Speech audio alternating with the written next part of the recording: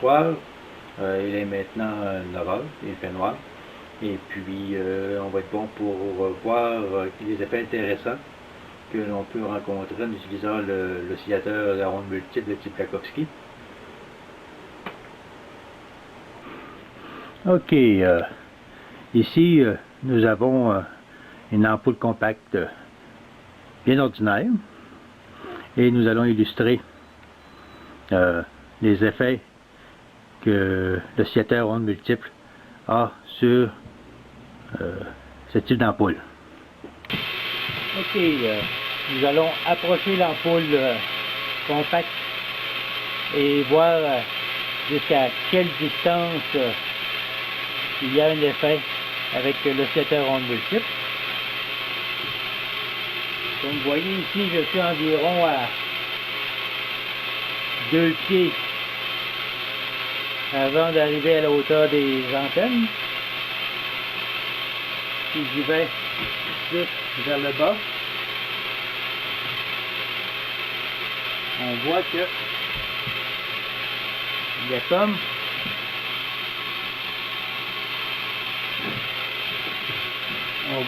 une bulle d'énergie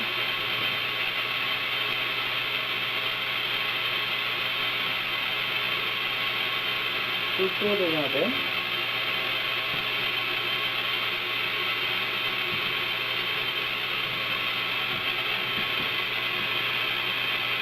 Vous voyez, l'effet se fait sentir à une distance, je dirais, presque 3 pieds tout autour des antennes. Ça fait une genre de bulle avec des densités maximum, bien sûr, entre les antennes.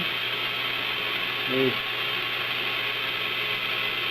comme vous voyez, c'est pas parce que je l'attire à moment de la lune.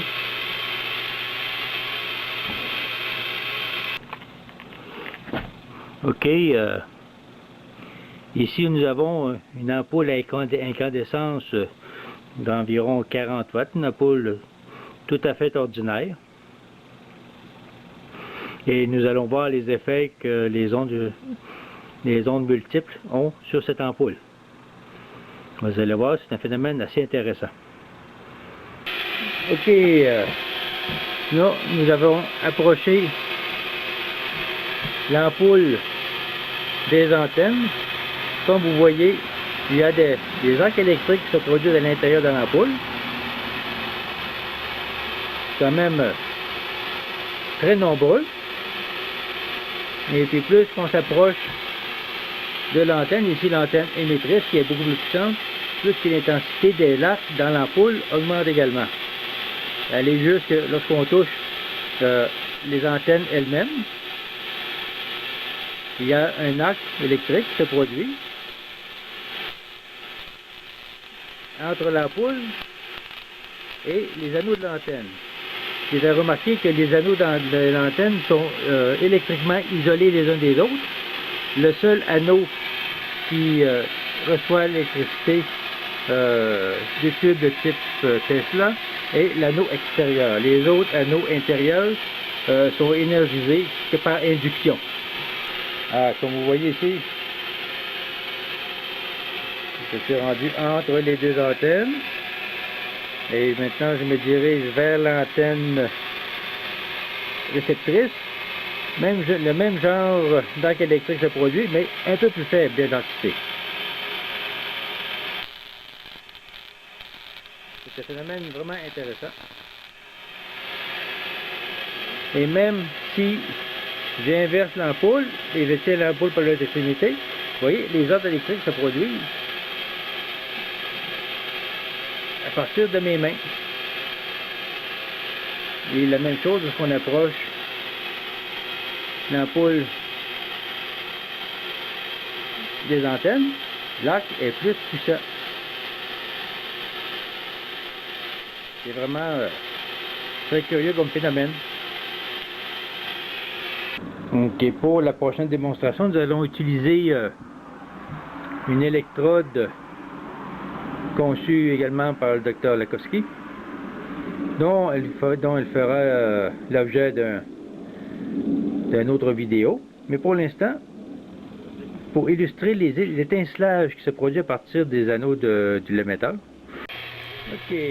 Ici, nous allons approcher l'électrode de l'antenne.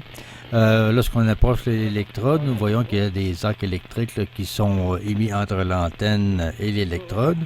Ce qu'on peut remarquer, on a des difficultés à le voir ici, mais on va voir mieux sur la prochaine image. Dans l'arc électrique, souvent ou presque la plupart du temps, il y a une zone qui est beaucoup plus claire à l'intérieur de l'arc électrique, surtout vers le milieu de l'arc plutôt qu'aux extrémités. On va voir une meilleure image sur la scène qui suit.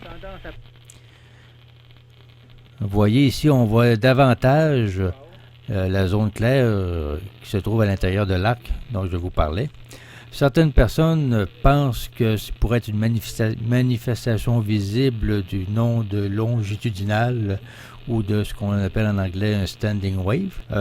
J'ignore lequel il s'agit, mais il n'empêche que c'est un phénomène très intéressant qui mérite d'être étudié davantage. Donc, ici, nous avons une vue agrandie de la même scène qui nous permet d'avoir une meilleure représentation de la zone plus claire à l'intérieur de l'arc.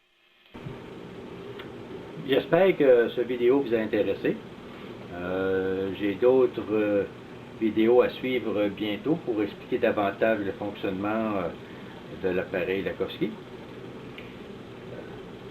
Et puis, je pense que c'est une technologie qui date de presque une centaine d'années, qui a été oubliée et qu'il est à peu près le temps que les gens le redécouvrent.